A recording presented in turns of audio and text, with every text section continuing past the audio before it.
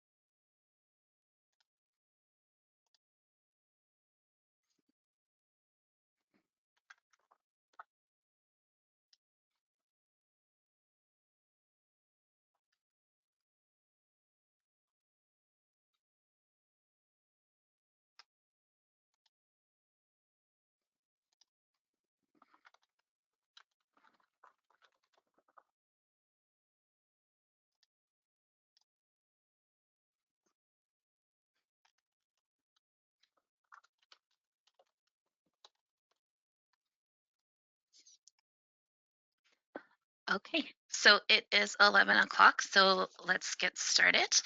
Um, Good morning and good afternoon to those of you from wherever you may be. Thank you for gathering today as members across Canada join for the League's very first webinar broadcast. My name is Amanda McCormick, and I am the Executive Secretary with the Catholic Women's League of Canada. Today, I will be acting as the moderator for this webinar.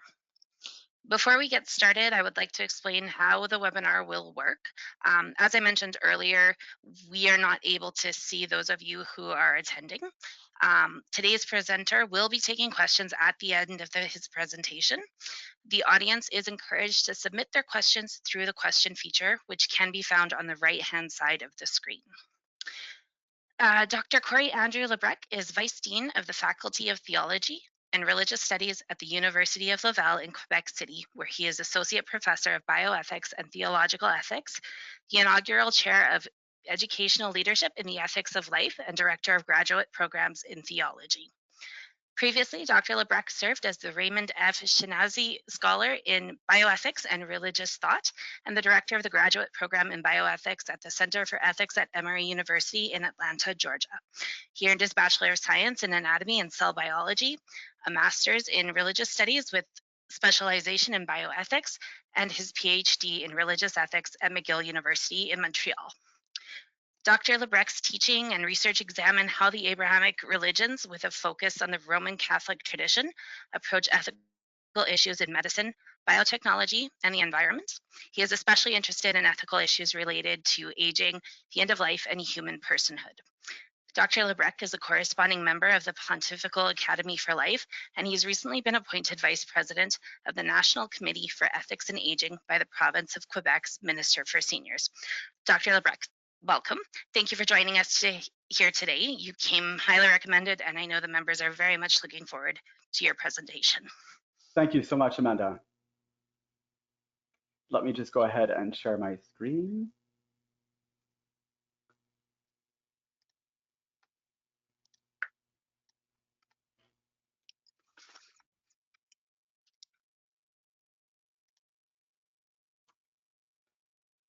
Great.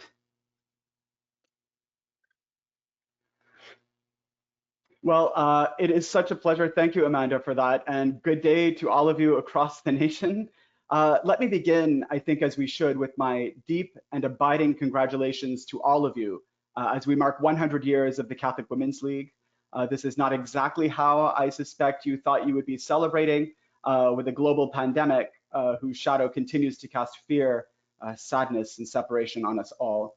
I was so hoping to be with you at the convention in Montreal. This is not an ideal way of being together, I admit, but it is a way of being together nonetheless. And that, my friends, is a hallmark of the CWL. Although physical distancing is a must in these days out of love, social distancing is something we cannot entertain. That is, while we must be physically apart for good reason, we must also be innovative about finding ways to keep our communities intact, and especially of loving and caring for those who know the sting of isolation because of the pandemic or otherwise. Celebrate that the League has done this, of preserving communities for a century.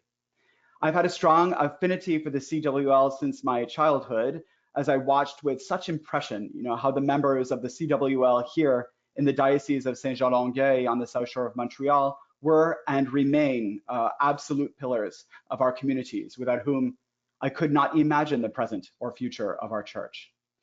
My father died when I was 1, which means I was raised by a single mom and an older sister, 2 women, 2 models of resilience who taught me from the get-go that while the world was marked by shadow and suffering, despair and death, loss and failure, it was also full of goodness and love and life.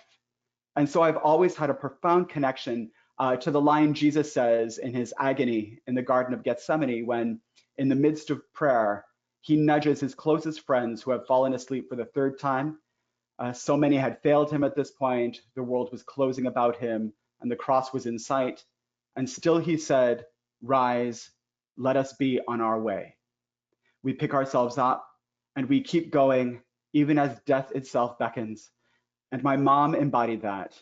And since she passed away 2 years ago now, I have clung to that wisdom. And it's a wisdom that the Catholic Women's League has made its own. You and I both share that banner. In passing, I'm just now writing a book on accompanying the dying, not as a Catholic bioethicist, but as a Catholic son. But there you are. It's a topic for another convention or online series or what have you, and I digress. Let's turn to the subject that we have for today, which is on the Christian vocation to tend, to guard, and to heal the earth. The ecological crisis, I think, is all around us, right? And you need not open, a newspaper or an online news source, and you'll see that every day there is something that is linked to the ecological crisis, and that's what it's called, as you well know, in these days. And I lament the fact that I'm opening with this kind of gloom and doom portfolio that we know that the earth is experiencing in these days, in these years. But let me just use it to set a tone for Christian morality, I think. So when I ask you about, what's happening to the earth, I think you could make a list, of the travesties, of the emergencies, of the elements of the crises that are at our doorstep and have been at our doorstep for some time. And even sadder, if I may, you can ask children to do the same, and they will come up with a long and growing list. And to this list, we can add industrial pollution, air, water, and agricultural land pollution. We can talk about overpopulation, overconsumption. We can talk about deforestation. One of the interesting things that we're watching and deplorable things that we're watching just now in the shadow of the pandemic is that the Amazon continues to see increasing levels of deforestation because a lot of the monitoring agencies and the people who are watching this and keeping this in check happen to be concerned with other things as of late. And so what we're seeing is an increase in the amount of deforestation of the world's lungs, right? The Amazon forest, the Amazon system is, as you well know, incredibly important for the breathing systems of our planet. We can talk about resource depletion and widespread destruction of species, the loss of biodiversity by the day, and of course, global climate change. And with that, the melting of the polar ice caps, acidification of the oceans, etc., etc.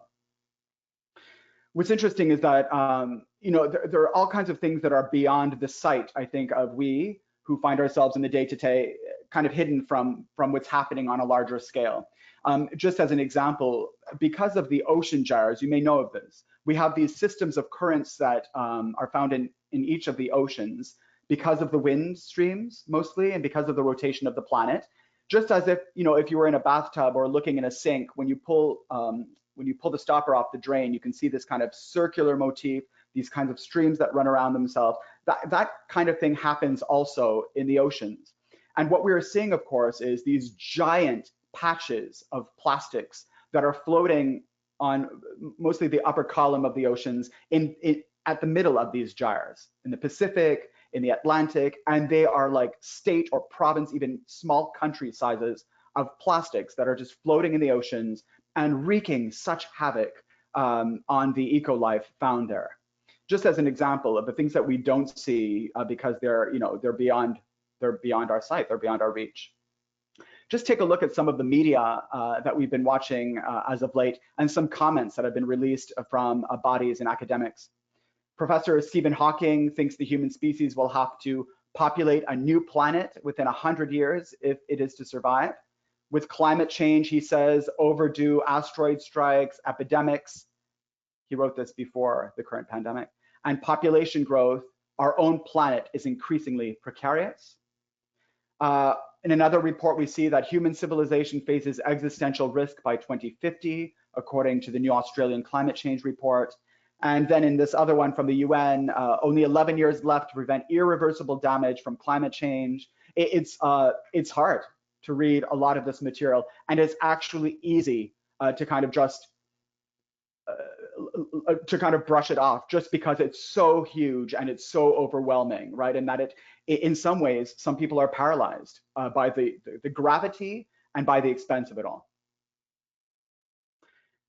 You may have read Pope Francis's Laudato Si. It's not really bedside reading. It's a long text. It's a great text. It's accessible, and I do urge you to gather maybe in small groups by Zoom or by some other technology in these days to discuss the goodness and the wisdom found in there. I'll get back to that a little bit at the end of the presentation today.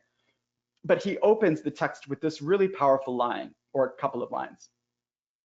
Our sister Mother Earth now cries out to us because of the harm we have inflicted on her by our irresponsible use and abuse of the goods with which God has endowed her. We have come to see ourselves as her lords and masters, entitled to plunder her at will. The violence present in our hearts, wounded by sin, is also reflected in the symptoms of sickness, evident in the soil, in the water, in the air, and in all forms of life.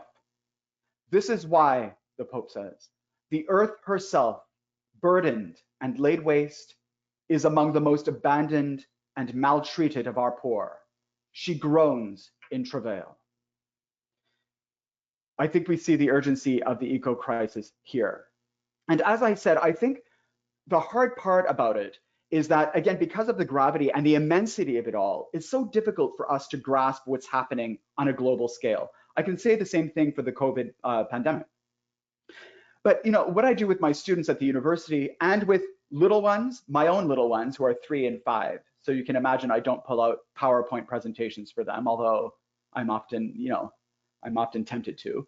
And with adults outside the university as well, is because it's such a large concept, and because what's happening on the global scale, the crisis that's happening on the global scale is just so immense. The way I like to think about it is, if we're going to perceive the earth as our common home, well, let's use that as a way to think about our treatment of the earth.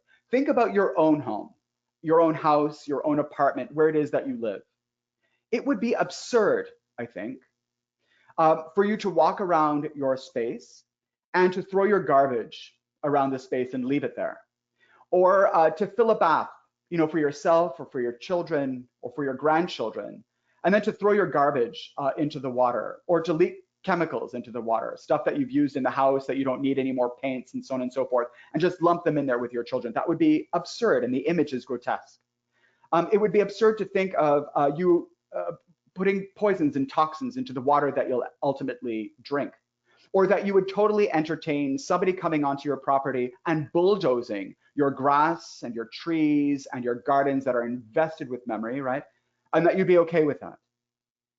Take that and multiply it, right? And understand that your house is what we call a microcosm of the larger home that you inhabit with many others, which is the earth. And I think that helps. That helps us look at the absurdity of either our neglect or some of our actions vis-a-vis the planet. I laugh sometimes when I'm on the highway or in a national park or with my kids in the playground, which hasn't happened in the last few months, but I digress.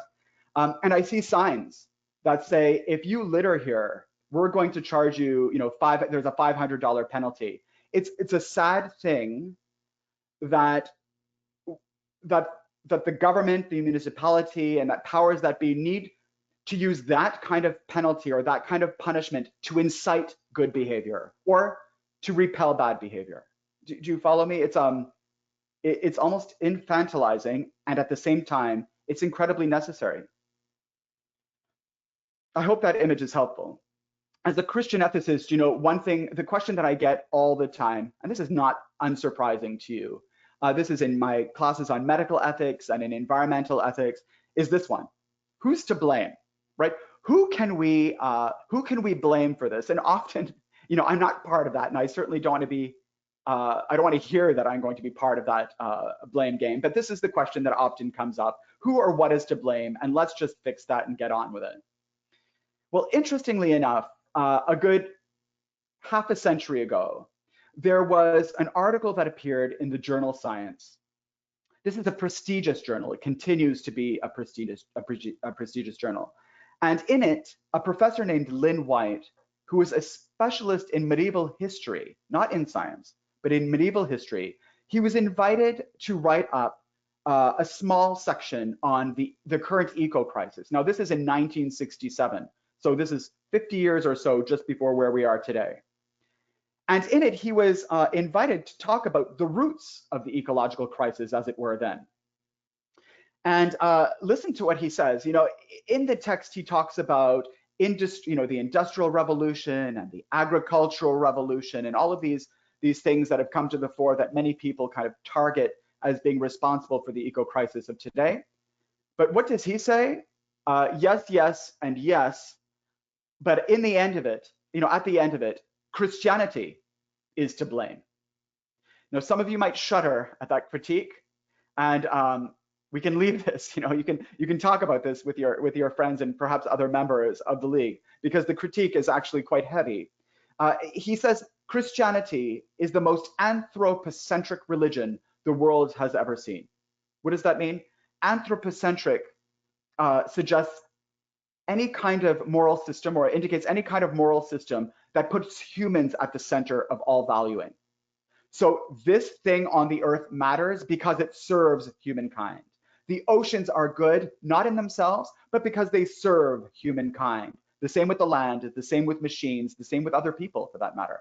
That at the end of the day, he proposes, or he suggests, that Christianity is fueling this kind of anthropocentrism that deems the world as being valuable only because it's instrumental, only because we can use it for our own benefits.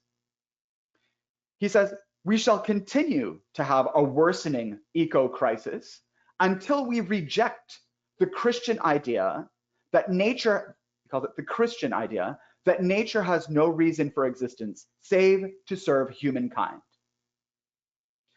Now, whether that's actually Christian or not is, the subject of a number of courses that I give. He doesn't just stop there and say, because religion is to blame, or because more precisely Christianity is to blame, we should throw Christianity out. Clearly, he does not say that. But because religion is at the root of our eco-crisis, or at our trouble, he says, or he argues, that the remedy of the eco-crisis must also be essentially religious. And that's a very interesting claim.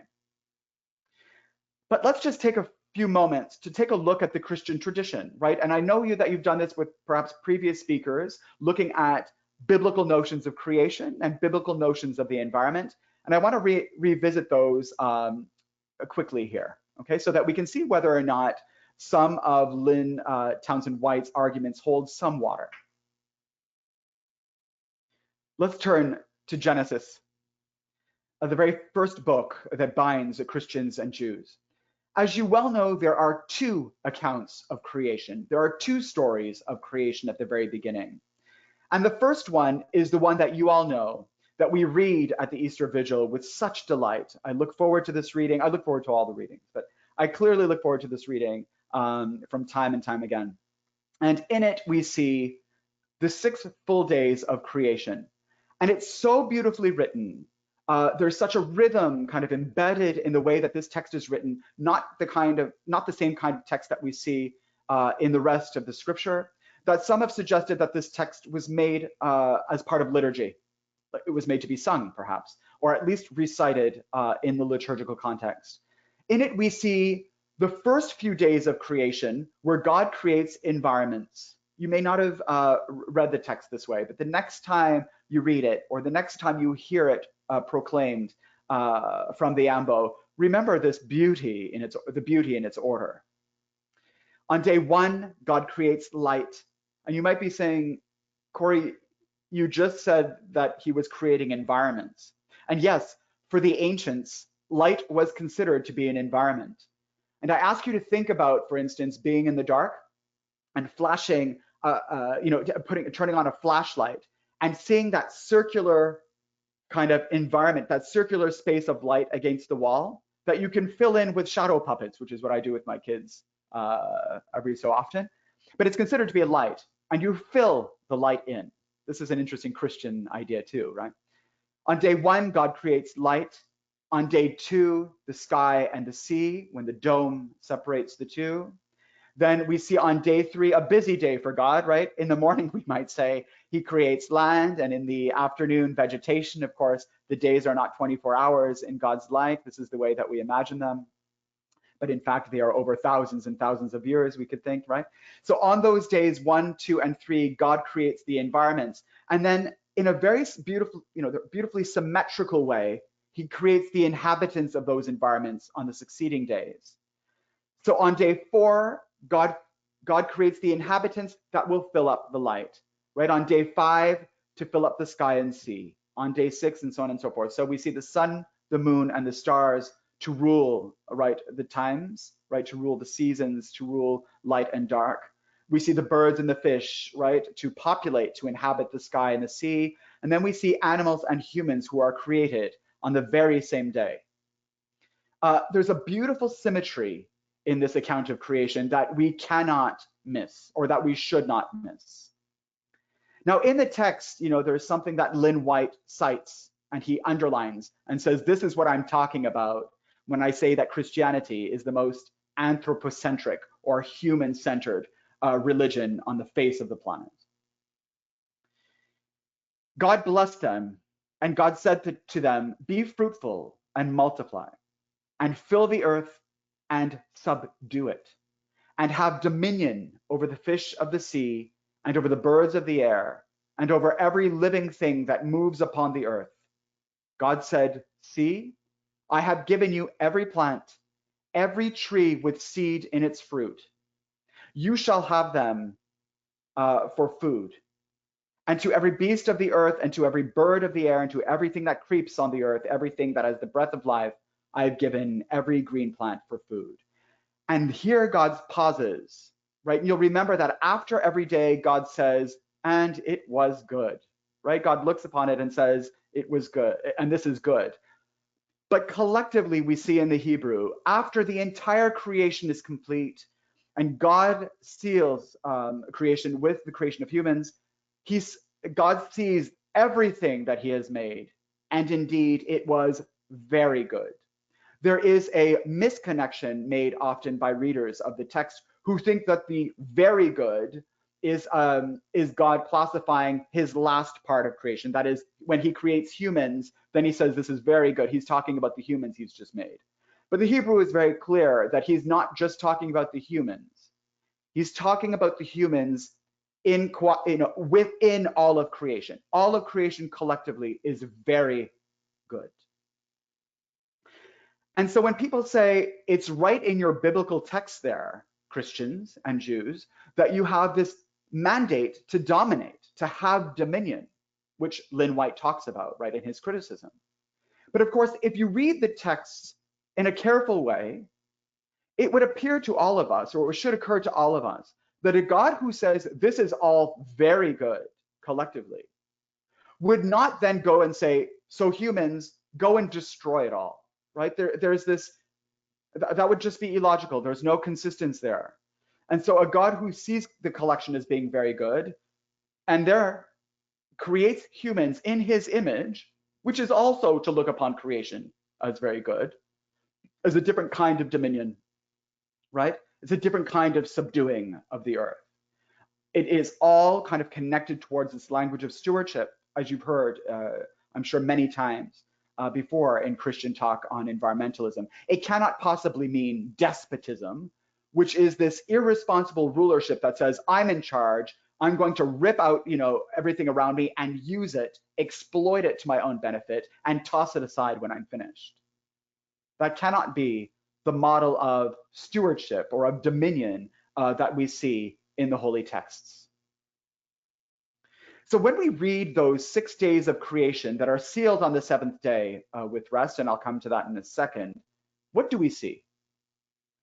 We see that God's design, and it's a design, has rhythm and intentionality. Everything is well calculated, everything is well loved into being, and God is pleased with it. There's an emphasis in the account on living things, right? When we get to the last days of creation, certainly with humanhood, but those creatures that come before humans as well, we see that there is this kind of a notion of a God who is lifting up his sleeves and getting really into the dirt, right, to create these things. As you well know, we'll see this a little bit later, that he is a master potter. The creation of humans are singled out, No one denies that, and no one dismisses this. In fact, he invokes the divine council to bear witness to what he's about to do, right? And you see this in the Quran as well, this notion of people coming into, or the divine council coming into attendance to watch what God is about to create. And man and woman, both, to be sure, are made in the image of the Creator God. There are all kinds of hierarchies in this text. It's not just night and day, but also man and woman. We are seeing nature and humans. We are seeing some interesting, some of them are polarizations, some of them are complementary. This is difficult to sift out, and it's been the subject of lots of debate. But those dualisms, right? We see some kind of, the differences between two things are clearly there, but they are often set not in opposition, certainly not at the beginning. They are often set in a balance, in a beautiful harmony, right, that binds them together. And we see this more clearly, I think, in the second account. Everything, again, is collectively very good, and that includes the natural world. And I want to stop for a second, or pause for a second, with this notion of the Sabbath. Did you ever notice that as soon as God finishes creating humankind, the first thing God does is to command Sabbath? I don't think that is unintentional. As we've just mentioned, it's all intentional. The writers were very intentional with what was being written into these texts by the inspiration of the Spirit. Here we see a God who creates humankind, is pleased, and then says, listen, I command you to cease. The Sabbath comes from the Hebrew word Shabbat, which means that. It doesn't actually mean to rest. It means to cease, to stop. In the Levitical text, right, God says very clearly, listen, the land is mine. In case you're under some illusion that it's yours, let me remind you that it's mine. I've added a few words there. That's not exactly how God speaks. Not with such aggression, you know, well, anyway, we'll leave that on the side for a moment. But God says the land is mine. And I'm going to remind you that the land is mine by commanding Shabbat. Every seventh day you shall rest from using the land, from working.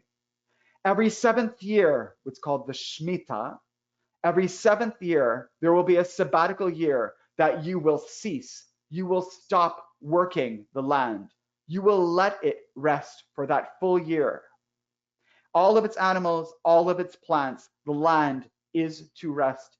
Every jubilee or every jubilee year, or every yovel, we say in Hebrew, every 50th year, that's 7 times 7. The year to follow is called the Jubilee year. It's always that great number 7 that we see that marks creation, the number of days of creation. That too shall be a Sabbath. And in the talk of the Sabbath, it's not just a resting of land, it's a resting of laws. It's a ceasing of the practice of mastery. There's this notion embedded in the text that God already knows from the get-go, that humans are going to think that dominion means I own this, I can exploit it, I can control it, it's my right. But what does God do immediately following the creation of humans? He imposes the Shabbat that says, yeah, not really. It is not yours to master. In fact, I command you to be released from all of these mastering, dominating kinds of activities that you might have. And even, in biblical law, the manumission of slaves, right? This idea of the liberty of slaves is also programmed in the idea of the Sabbath, that after a number of years, also the slaves are to be set free. Why?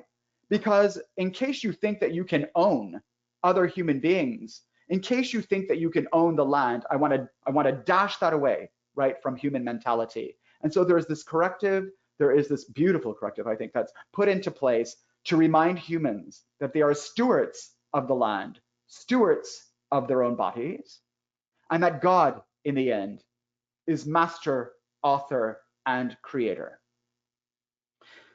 Only if, right, I wish this idea of the Sabbath was still embedded in Jewish and Christian culture. We do see it in certain cultures around the world where the land is to lie fallow and people are supposed to figure out how to go about surviving, right, off a land that is being given rest. There's this wisdom that comes out of the Jewish tradition that says, if you do not give the earth its due Shabbat, it will take it itself, except in desolation. That comes from the Jewish tradition.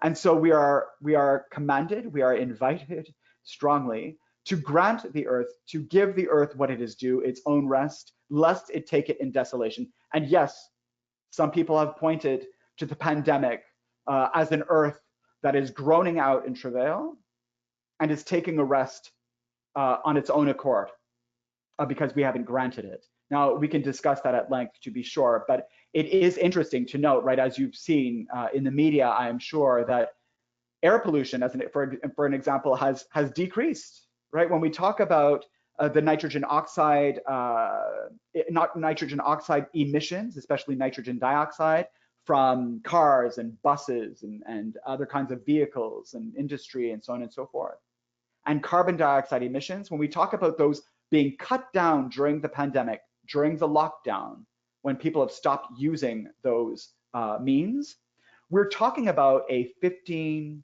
25, up to 50% reduction in these emissions. You may have heard, some people in India saying that for the first time in decades, we're able to see the Himalayas. Right, this is interesting. When you give the earth its rest, maybe we are forced to do so. Look what happens. In the second account of creation that comes right after that 7-day account that we have just seen, we see the Garden of Eden, right? That's the story of Adam and Eve. It's in the second account of creation. It's a different one. It was written at a different time. And it has a different kind of emphasis. And this is a picture of my family only because I have such a love for this story that my wife and I named our daughter Eden, which means delight, after the story. My son Noah also named for a good nature patriarch found in the book of Genesis. In the story of Eden, you know this well, and I need not go through it in any great detail, but do take the time in your own right to study this. It's such great stuff. And I feel like we've read it too many times without pausing after, every section. It's just great. This is where God gets on his hands and knees and creates Adam and Eve from the dirt. And he does the same thing with all of the animals, right? You'll remember that he draws up the animals and parades them in front of Adam and gives Adam the authority and the responsibility to name them, which is an interesting thing, isn't it? In the ancient world, naming gave you power over that which was named. And so we're attentive when we're reading these texts, and we're reminded, of the critique of Lynn White here. But you'll remember that this was in search of a partner. God creates Eve from Adam so that they are side by side in their creation, as you well know. They are partners as stewards of the earth. And we are told very, very clearly that God places them in the garden in order to tend and to till. That is why humans are made, in order to take care of the garden that will become a global one in due time. It doesn't go well, as you well know, and after expulsion, there is this new relationship that happens. There is this kind of a different kind of relationship that happens between humans and the land, right? After they've disobeyed, everyone is punished, and there is kind of strain that enters into the relationship between humans and the land that no longer bears fruit so easily. And that's for us to discuss in terms of Christian environmentalism. But if you read the second account clearly, you see that the main character here is actually the garden, right? God does not plant the garden because there's no one to take care of it, right? And then he thinks of humankind, right, and places them in the garden as stewards in order to take care of it. The emphasis here is on taking care of guarding, of protecting, of nourishing, and being nourished by the garden. So humans are created from the earth, for the earth. This is an axiom that we see sometimes in Christian and Jewish environmentalism, that humans are made from the earth, for the earth. Also, it would be bereft of me, right, not to talk about curses. When humans eat from the forbidden tree, what happens? Well, there are curses. There are punishments that are lapped on humankind. This is a lovely scene. It's an awful and very interesting scene at the same time. There's lovely discourse between God as parent and Adam and Eve as children. There's something beautiful there. But it's awful in the end. There is this rift of the harmony that was at once in the garden that ends up taking its full after the expulsion. You know, they're sent out of the garden, and then this rift between humans and the natural world gets bigger and bigger and bigger. And of course, what's interesting is that with the flood, the entire natural world is punished for human sin, which is really interesting stuff to talk about, right? When we look at Lynn White's critique of Christianity as being the most anthropocentric tradition in the world. There are other texts, you know, that Lynn White doesn't talk about, of course, and he doesn't get into the depths of these texts as well in Genesis to understand very well that this, yes, humans are centered out, you know, as images of God. But at the end of the day, if you've missed all of this discourse, all of this discussion on humans being stewards of the earth, of being created not to destroy it, but to tend and to till it, well, we've missed something grave. If you look at the Canticle of Daniel, you know, in the book of Daniel, in chapter 3, at the very close to the end of chapter 3, we see this beautiful litany almost, right, of all of creation being bound up as partners of worship. It's not just humans that bless the Lord and praise and exalt him. It's also the angels, the heavens, the waters above the heavens, the sun and the moon, the wind. I think Canada enjoys the fact that we include ice and snow here, that ice and snow joins with us in praising and exalting God, and other elements of the earth, night and day, light and dark, earth. Dolphins are singled out here. We can talk about why that's the case at some other point. The sons of men, right? The daughters of men and women, all of Israel, right? All are bound together to worship God as partners of the covenant. This is powerful. Not just humans who are bound to praise God, but all of creation, right, renders praise to the God of all. So let me just let me just summarize some of the themes that we've been discussing as a way to respond to Lynn White's critique. What do we see in the Catholic Christian tradition, and in all of the Christian traditions for that matter? We see this emphasis on a God who is creator and author. Since God is singularly creator and author, there is a unity in all of creation, not just in all of humanhood, in all of creation. In Islam, this is something that we see in the Muslim tradition. This is something that's underlined very often. The oneness of God, and therefore the oneness of the created world. There is an emphasis, again, on the very goodness of creation. And even though nature is not divine, it's never considered to be divine in the Christian, Jewish, or Muslim traditions.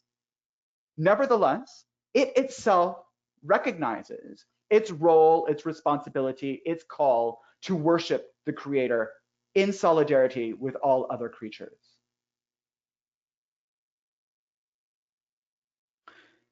Interestingly, in our tradition, there is a deep and abiding value that is given to the physical, right, to the material, to the body.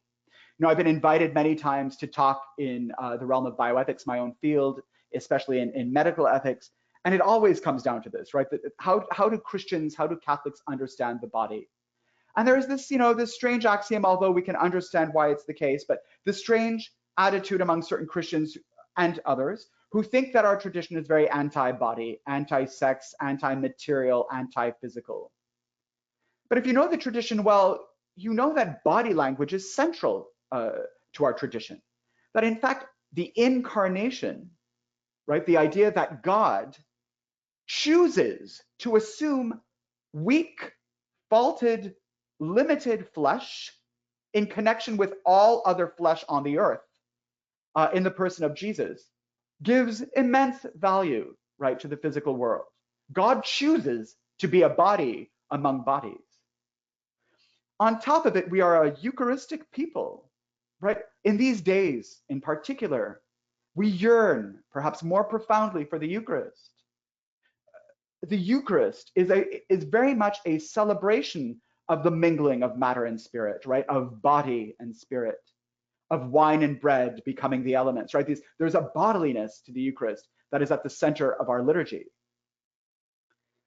On top of that, humans are created from the dust, from the earth. We're not made out of gold or diamonds or, I don't know, some ethereal substance that God pulls out of the cosmos because we're so much more different than the rest of the created world. No, we are made from the same substance, and we will return to the earth after our time to transition to the afterlife has come, right? The bodies return to the earth. So humans are very much a part of nature, and they have a special role and a responsibility on behalf of it.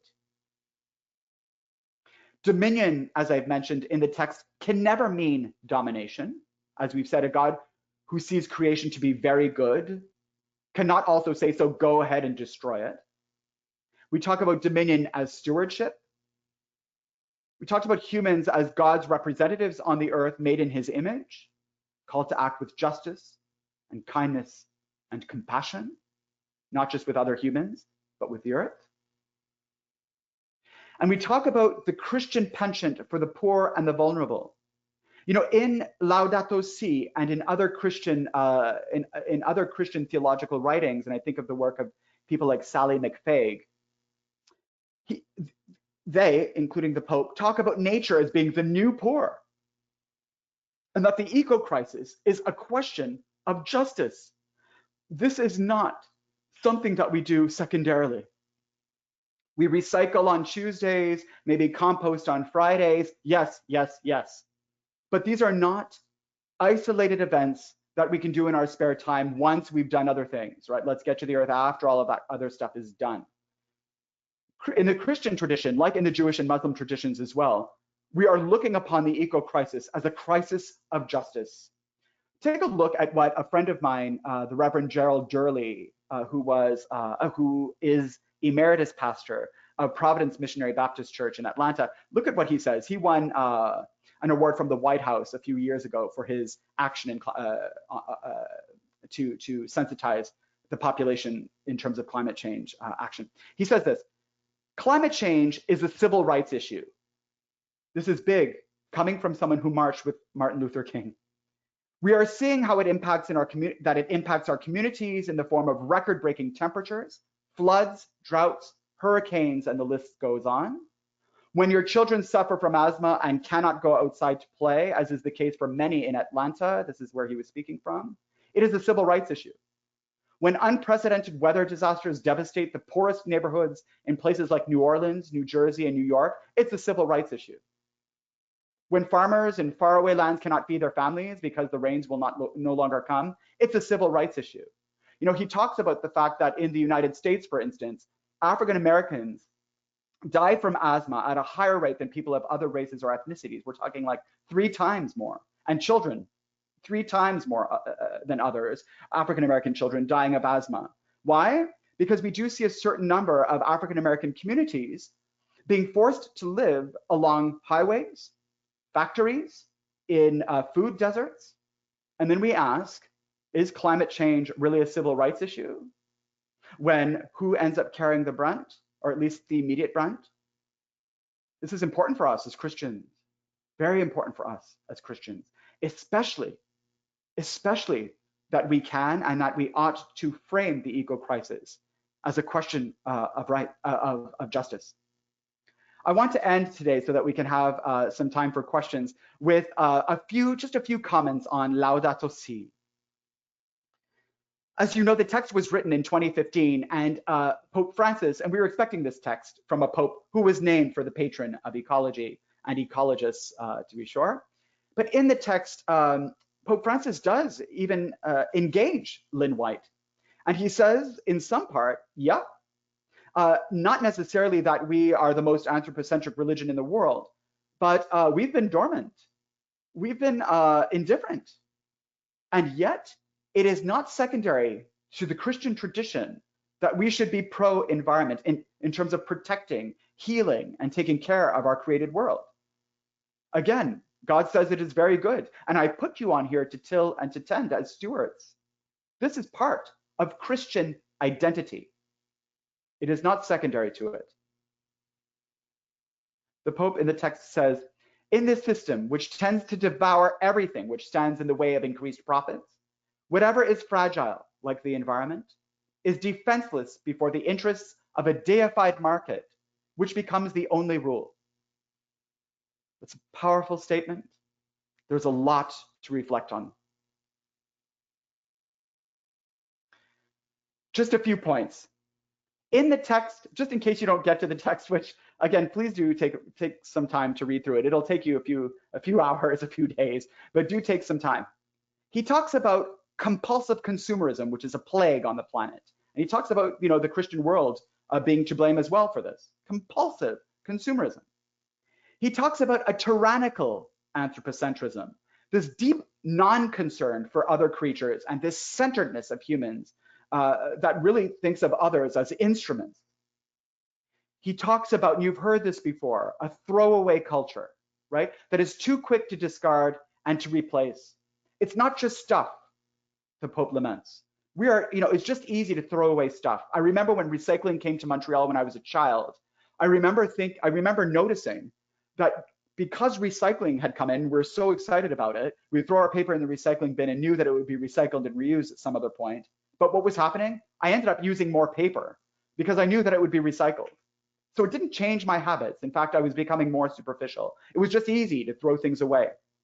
The Pope says we don't just do this with stuff, we do this with people too, who we dismiss, discard, isolate, marginalize. And a lot of my work in the context of aging is done in conjunction with this notion of a throwaway culture. But again, I digress and leave this for another time. He talks about the intimate relationship between the poor and the fragility of the planet as itself being poor. Our duty to the poor, all of the poor, that you can't possibly really just think about helping the human poor without also helping the planet as poor, because as I've said with that line from that passage that we saw with Gerald Jurley, that it's all connected. What you do to the earth, you do to the land. In fact, some theologians say what you do to the earth, you do to God. But let's leave that for a moment. So the duty towards nature is an essential part of our faith, that the earth belongs to God and therefore we are called as tenants to take care of the earth, not as masters, but as tenants. And the Pope repeats 100 times that we need to appreciate very seriously that we are all connected. There is a deep integration here and we are all interdependent. We need to throw away, and it's easy to say, we need to throw away this idea that being dependent on others is a weakness. This is part of our createdness, and it is very much a part of what we are called to do. If you get a second, because I realize that the time is running out here and I want to give you some time to ask some questions, take a look at this video that you can find. It's a few minutes. It's called How Wolves Change Rivers. Look it up in Google and you'll see how integrated the created world is, how when the wolves are reintroduced to Yellowstone Park, how they change the entire environment. It's so beautiful and it really gets to this point of our interdependence, right? Take a look at that as you can. And I want to leave you with these questions.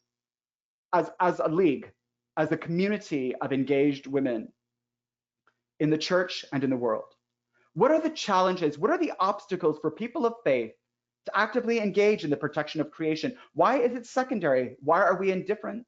Why are some of us indifferent? Does concern for creation come at the expense of concern for the human poor? That is, if I say I'm going to take care of creation, does that mean I have to leave taking care of the poor on the side? Does care for creation necessarily lead to nature worship, which is a concern, a serious concern for many, though it need not be, to be sure? And how does making reference to the environment as creation impact the way we approach the issues at hand? How are we called to act? And I am in many ways speaking to the choir, to a group, to a beautifully engaged group that has invited, encouraged, engaged provincial, federal, territorial governments to be concerned about protecting, preventing their jurisdictions against eco-damage. I know of your resolutions, right, that are written about the pulp and paper mills, about bleaching technologies that are problematic, about the privatization of water, about the accessibility of that water to all, about hazardous substances like asbestos and pesticides. The Catholic Women's League is a model, right, of being invested at a great amount of, at a great level in terms of how we might be engaged in our communities, of getting people to be sensitized to these major issues that we cannot just cast aside. And so I urge you, as I did at the very beginning, it is part of our banner to rise. In the midst of the gloom, in the midst of what seems to be incredibly overbearing, let us bind to your banner and mine, right? Let us be on our way. Let us continue this work that we do as a community, as a church, as people in the world.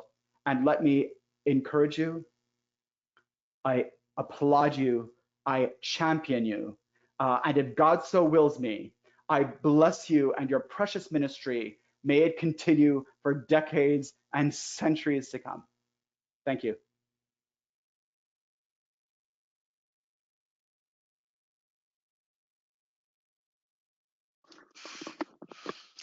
Hi, Dr. Labrecque. Thank you so much for your presentation.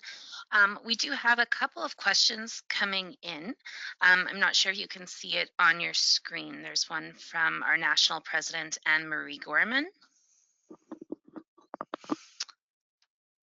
Let me just see here. For some reason. If not, I can read it out for you. You just let me know. Okay, I see. Okay. If it is a Christian mandate to tend the earth, is it sinful to overconsume? How can we fight our lifestyle in North America? Is that one from Ms. Gorman?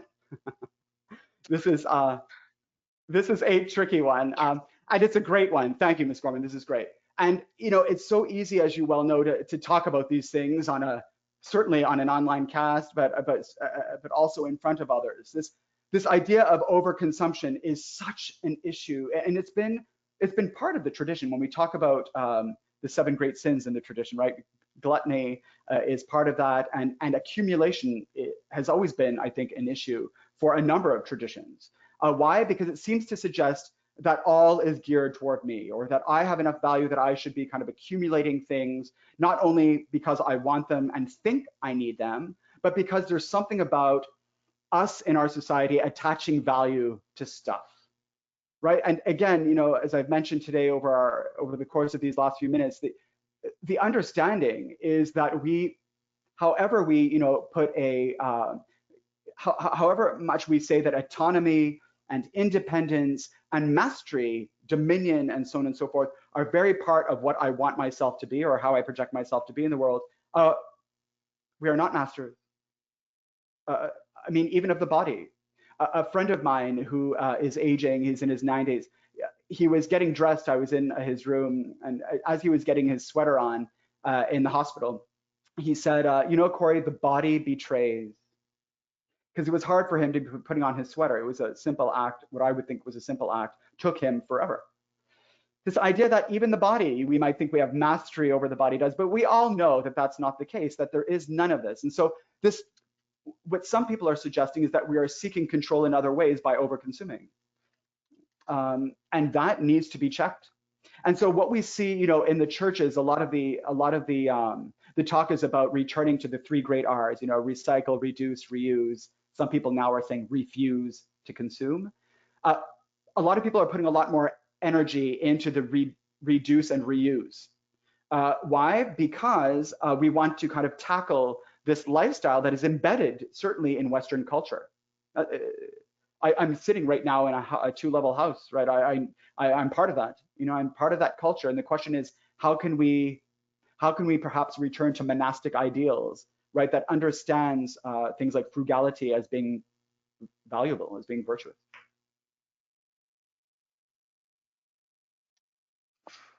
A lot of people will also ask, what can I do in my own community? And there is lots to do, as you well know. The Green Church movement moves rather rapidly. I think it's moving at a good amount of momentum throughout Canada. And a lot of the things that people are promoting within the churches are things that we can make real or make manifest in our own households. And it goes from doing things like making creation or making the environment and its crisis and its well-being part and parcel of the homily, or part and parcel of reflections in the church environment. My own pastor, Father John Torrance, who loves and champions the CWL, has done this, right? Has written up a beautiful Stations of the Cross for a Lent that is based on creation, or has made creation a center of our intercessions at some masses, and draws out some of these elements of the texts in homilies. That's not done everywhere, to be sure, and that needs to be done, lest we think that it's not important. There are all kinds of other things, fair trade and energy use within our churches and so on and so forth. And just one last thing, and I'll end this here in case there are other questions, but we just need to stop and pause for a moment to take in that kind of wisdom of the Sabbath, to cease, and to take that ceasing moment, or those ceasing moments, to reflect on what we are doing as church communities, and what we are doing as Christians in the world in terms of the environment, to be sure. And I think about, for instance, that moment that we stopped in my own parish. This had to be 10, 15 years ago. I remember at a meeting of our council, of the pastoral council at one point, we came together and it was time to order our annual, to write up our annual order for Palm Sunday. And I remember somebody asking in passing, can somebody just say, where do we get these palms from? And everyone said, I don't know, it's been a standing order for like as long as we can remember. And someone did a very small search and found out, did a little bit of research and found out that we were getting our palms from a non-ethically sourced place. That not only were they non-ethically sourced, so there was no replanting and no replenishing happening in the field, but the people were not being ethically salaried. We didn't know. We just didn't push the question. And that's where you really see, this notion of the environment, of taking care of creation as being a justice issue. And I think that's what we need to do as communities, within our smaller communities, and then bringing it nationwide and worldwide.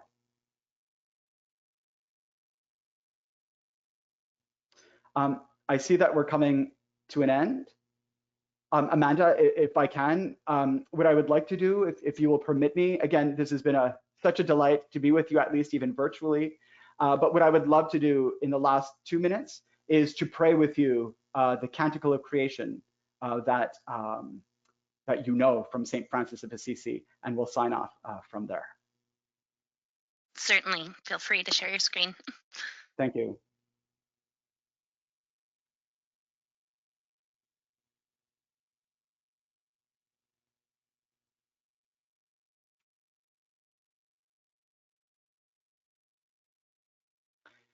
So from your own homes, in the name of the Father, and of the Son, and of the Holy Spirit. Most high, all powerful, all good Lord, all praise is yours, all glory, all honor, and all blessings. To you alone, most high, do they belong, and no mortal lips are worthy to pronounce your name. Praised be you, my Lord, with all your creatures, especially Sir Brother Sun, who is the day through whom you give us light. And he is beautiful and radiant with great splendor. Of you, most high, he bears the likeness. Praised be you, my Lord, through Sister Moon and the stars. In the heavens you have made them bright, precious, and fair. Praised be you, my Lord, through brothers wind and air, and fair and stormy, all weathers moods, by which you cherish all that you have made. Praised be you, my Lord, through Sister Water, so useful, humble, precious, and pure. Praised be you, my Lord, through Brother Fire, through whom you light the night, and he is beautiful and playful and robust and strong. Praised be you, my Lord, through our sister, Mother Earth, who sustains and governs us, producing varied fruits with colored flowers and herbs. Praise be you, my Lord, through those who grant pardon for love of you and bear sickness and trial. Blessed are those who endure in peace. By you, Most High, they will be crowned. Praise and bless my Lord, and give him thanks, and serve God with great humility. Amen.